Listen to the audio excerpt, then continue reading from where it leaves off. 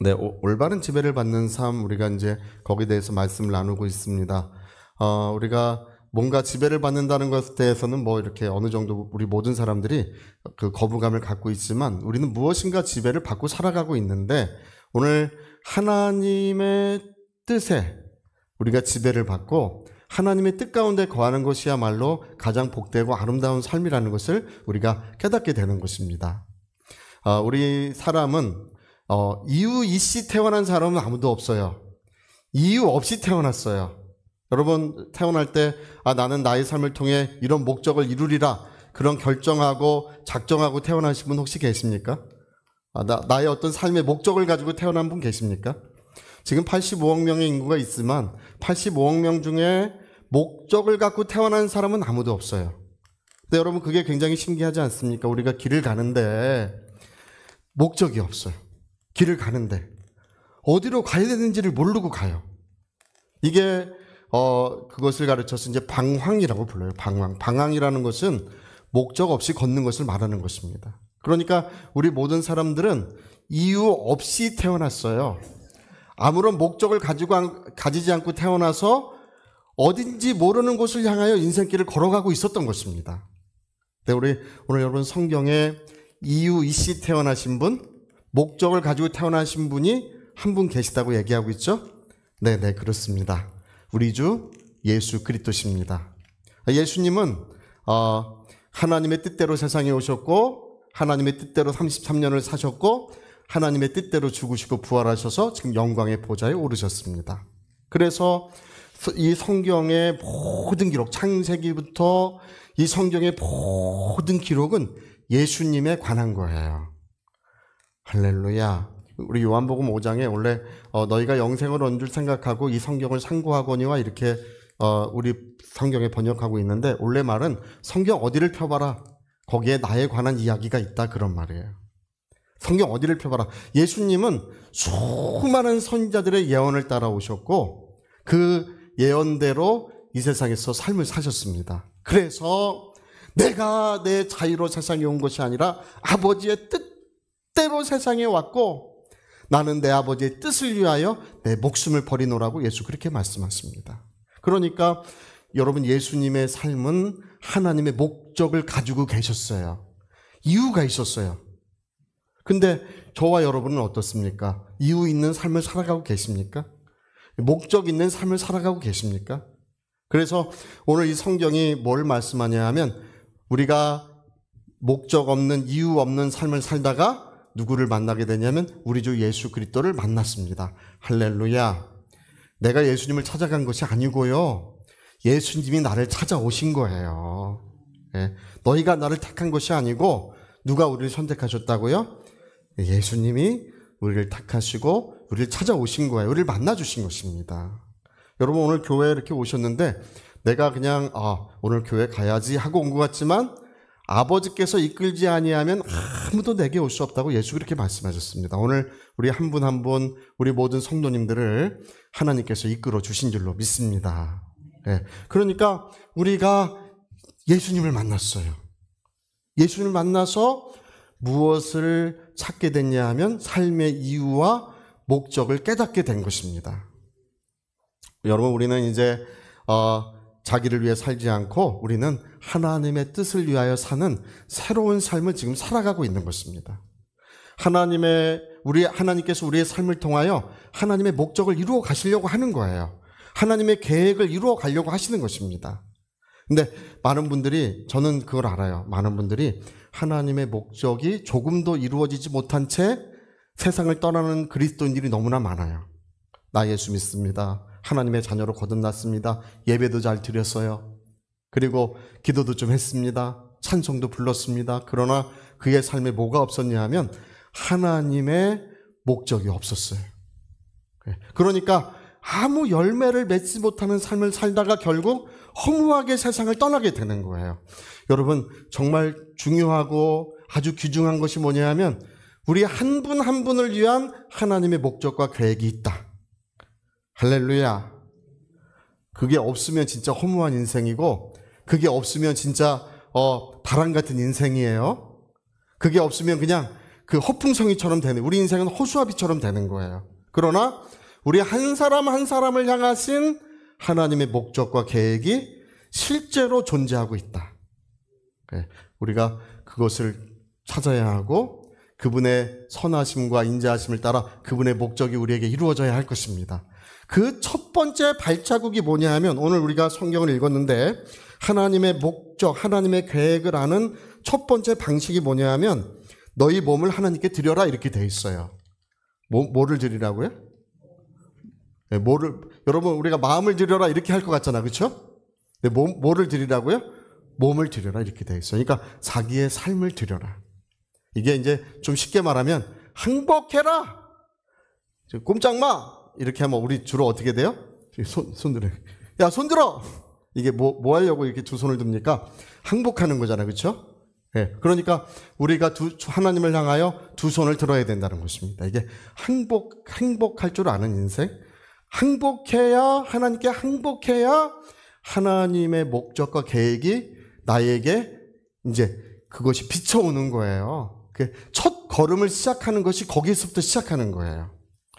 여러분, 모세가 그 시내산에서 첫 번째 했던 일이 뭐냐면 항복하는 일이었습니다. 모세가 양떼를 몰고 시내산을 여느 날처럼 이렇게 양떼를 인도하고 있었지 않습니까? 그런데 가만히 보니까 저기에 떨기나무에 불이 붙었잖아요, 그렇죠? 떨기나무에 불이 붙어서 보니까 불은 타는데 타지는 않아요.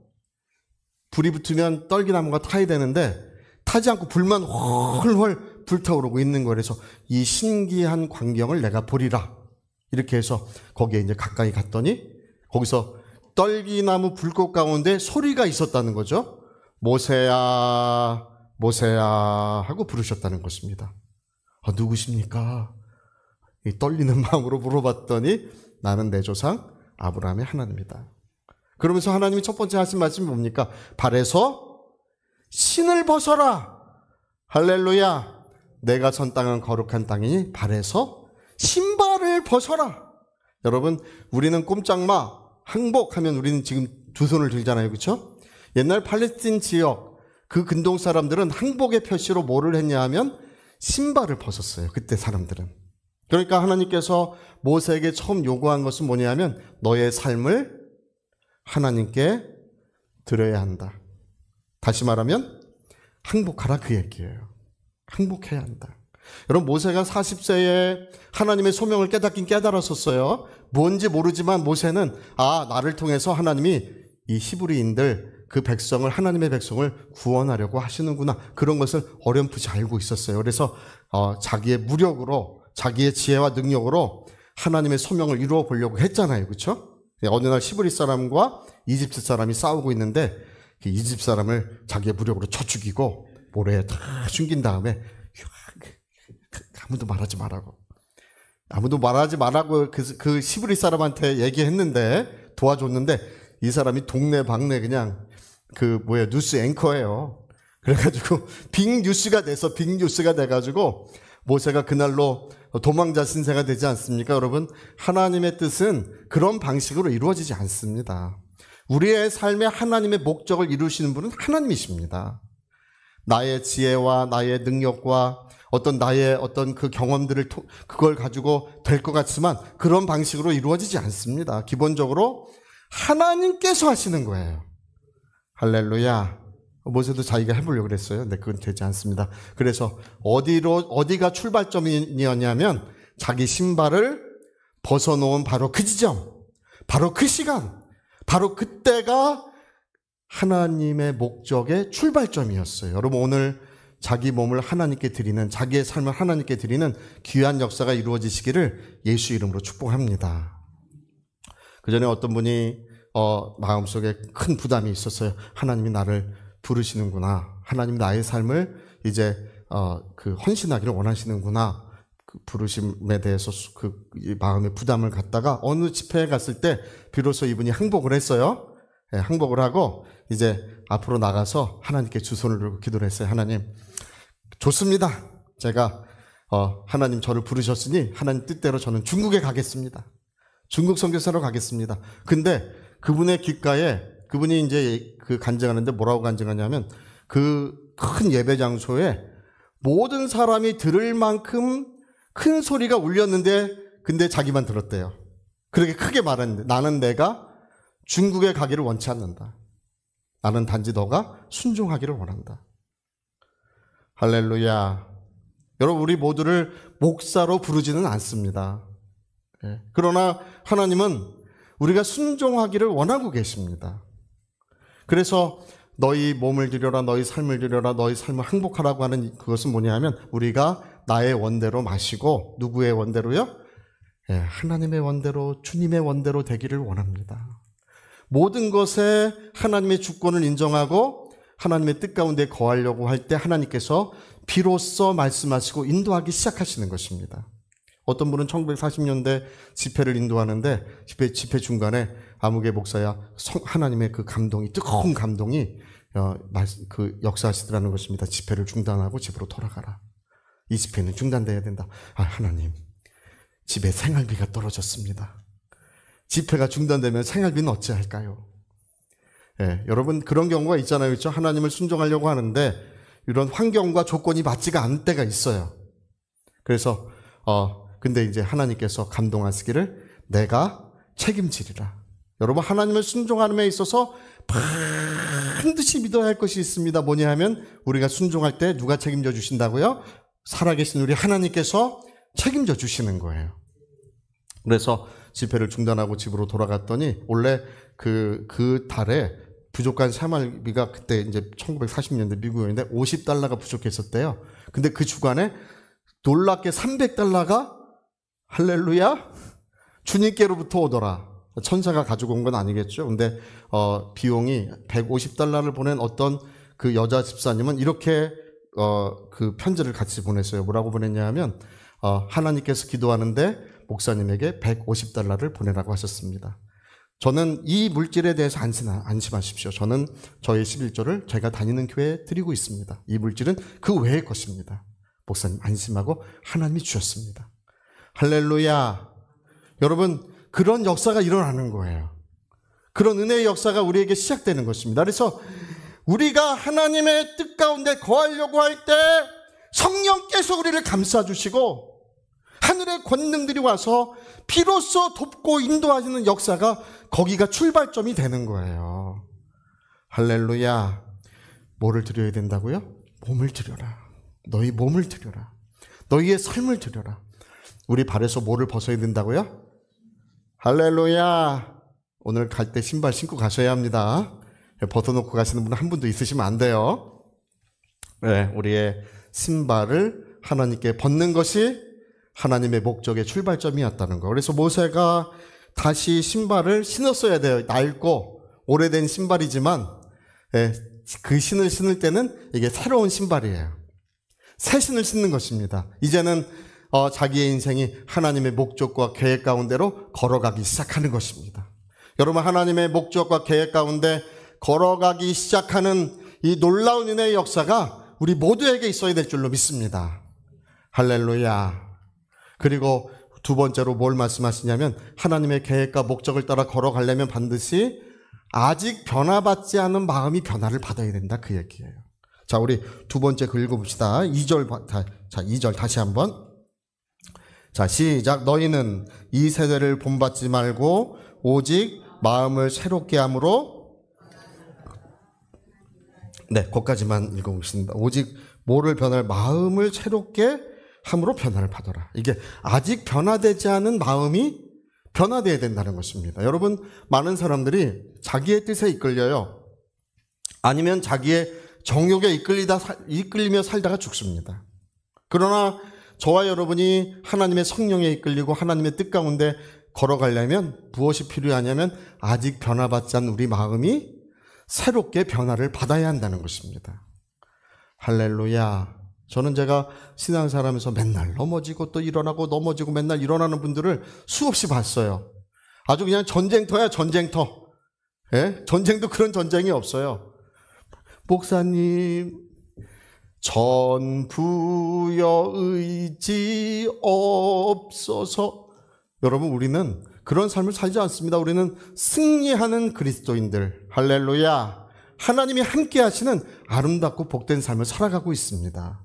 근데 무엇이 문제였냐 하면 마음이 변화를 받지 않는 그게 문제인 거예요. 그래, 여러분 우리가 성경을 읽는 것이 거기에 있습니다. 자, 성경을 우리가 읽을 때 하나님을 사랑하고 그분을 경외함으로 하나님 말씀을 대해야 돼요. 할렐루야. 예전에 요한 칼빈은 그 성경을 무릎 꿇고 읽었다 그래요. 항상 성경을 읽을 때 무릎을 꿇고 읽었다 이렇게 이야기하고 있습니다. 전해 내려오고 있습니다. 지금 요한 칼빈이 세상을 떠난 지 500년, 600년이 지났어도 그 가르침 중에는 주옥 같은 가르침들이 있어요. 요한 칼빈의 그 주장이 전적으로 하나님의 성경이 맞냐? 그렇진 않아요. 하나님의 말씀과 완전히 그렇진 않아요. 잘못된 것도 많이 있겠죠. 그러나 주옥 같은 가르침들이 그 가운데 있어요. 왜 그러냐 하면 성경을 대할 때 하나님을 경외하고 사랑함으로 성경을 대하고 그 말씀을 자기의 삶의 최고의 권위로 인정했던 거예요. 할렐루야. 그래야 여러분 마음이 새롭게 함으로 변화를 받는 거예요. 예전에 유대 16대 왕 요시야가 성전을 보수시킨 일이 있어요. 성전을 막 다시 보수해라, 다시 고쳐라. 그래서 그 성전세를 줘가지고 보수하게 했는데 보수하다가 오래전에 잃어버렸던 율법책을 거기서 그 먼지 막 그 쌓여있는 그런 곳에서 이게 뭐야? 보니까 옛날에 잃어버렸던 토라, 율법을 거기서 발견을 했어요. 그래가지고 왕이시여, 기뻐가지고 왕이시여 이 귀중한 것을 지금 성전 먼지 구덩이 속에서 이걸 찾아왔습니다. 이 두루마리를 찾아왔습니다. 읽어봐. 할렐루야. 그래서 읽는 거야. 이렇게 모세의 글을 이제 읽기 시작하는 거예요. 근데 어떻게 했는지 아십니까? 요시야 왕이 어떻게 했는지 아십니까? 자기 옷을 찢으면서 통곡을 했어요. 하나님, 내가 몰랐기 때문에 하나님의 뜻대로 살지 못했습니다. 내가 몰랐기 때문에 하나님이 우리에게 이렇게 말씀하고 계신 줄을 몰랐기 때문에 거짓된 삶, 잘못된 삶을, 인생을 살아왔습니다 하면서 자기 옷을 찢으며 통곡을 하고요. 그리고 그뿐 아니라 예루살렘 주민들을, 그 이스라엘 백성, 유다 백성들을 다 모아놓고 거기서 왕이 눈물을 흘리면서 호소를 했어요. 여러분, 우리 하나님의 뜻대로 살아봅시다. 할렐루야. 하나님의 말씀대로 살아봅시다. 눈물을 흘리면서 뜨거운 호소를 할 때 그 현장에 누가 있었냐 하면 다니엘과 메드락, 사삭, 아벳느고 하여튼 그 세 친구, 다니엘과 세 친구가 소년 시절에 거기 있었어요. 다니엘서의 이야기는 유다 16다 왕 요시야의 그 뜨거운 눈물 속에 이루어진 것이 다니엘서의 이야기입니다. 이스라엘의 구원의 역사가 그렇게 시작된 것입니다. 할렐루야. 여러분, 오늘 하나님의 말씀을 대할 때 우리가 그와 같은 마음으로 대한다면, 요시야 왕과 같은 마음으로 하나님의 말씀을 대하고 우리가 그 말씀을 사랑하고 그 말씀 앞에 무릎 꿇고 회개할 줄 안다면 반드시 하나님께서는 아직 변화받지 않은 우리 마음을 새롭게 변화시켜 주실 것입니다. 그러면 아름다운 삶, 복된 삶이 시작되는 거예요. 많은 분들이 아직도 나의 인생은 나의 것이라고 주장하는 분이 있어요.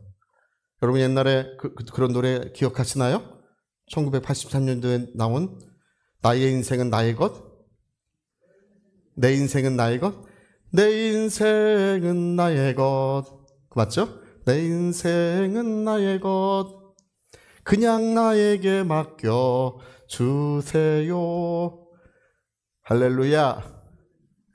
내 인생은 나의 것. 내 인생은 나의 것. 나는 모든 것 책임질 수 있어요. 이게 안 맞을 거예요. 제가 기억난 대로 불렀기 때문에. 그러나 여러분, 오늘 내 인생은 나의 것이라고 하지 마시고요. 옛날 시대는 그랬어요. 옛날 시대는 부모님이, 옛날 80년대, 90년대에는 초까지도 부모님이 자식에게 기대를 많이 걸고 자기 인생이 그렇게 성공되지 못한 인생을 자식을 통해서 성공해 보려는 열망이 뜨거웠던 시대가 있었어요. 그러니까 오죽하면 그런 노래가 나오겠어요? 나는 부모님의 기대에 그거를 따라 살 수는 없어요. 이런 노래예요. 그게 부모님의 길을 내가 뭐 그걸 걸어갈 수는 없어요. 뭐 내 인생은 내 거예요. 뭐 이런 얘기예요. 여러분 오늘 그러나 우린 창조주이신 하나님, 그 거룩하신 하나님 앞에 우리가 하나님의 뜻 가운데, 목적 가운데 거하려고 할 때 가장 아름답고 복된 삶이 이루어지는 줄로 믿습니다. 저는 제가 정말 하나님 앞에 감사한 것은 저는 새벽 예배 때문에 어디 다닐 수가 없어요. 새벽 예배 때문에. 저 고등학교 3학년 때인가 하나님 앞에 기도할 때 하나님 평생 새벽 예배하게 해주세요. 그때 왜 그랬는지 모르겠어.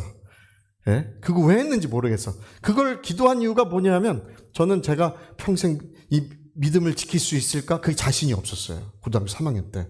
평생 내가 하나님의 그 성령의 충만함을 누릴 수 있을까? 그 자신감이 없었어요. 그래서 새벽 예배 맨날 하면 될 것 같더라고요. 그래서 하나님 앞에 평생 새벽 예배 해주세요. 그것 때문에 묶여가지고요. 어디 다니지도 못하고 아주 그냥 지난 수십 년간 저랑 아내랑 결혼 거의 한 16년 됐을 때 여행 같이 딱 한 번 가봤어요. 2박 3일로. 할렐루야. 할렐루야.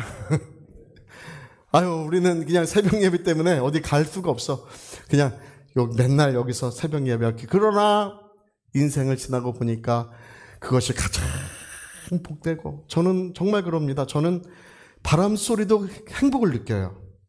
그냥 하늘만 바라보고 있어도 저는 정말 행복을 느껴요. 그냥 가만히 있어도 이 하나님의 사랑 안에서 기쁨을 누려요. 할렐루야. 나는 주님의 뜻대로 살리라. 나는 내 평생 변함없이 주님의 뜻대로 살리라.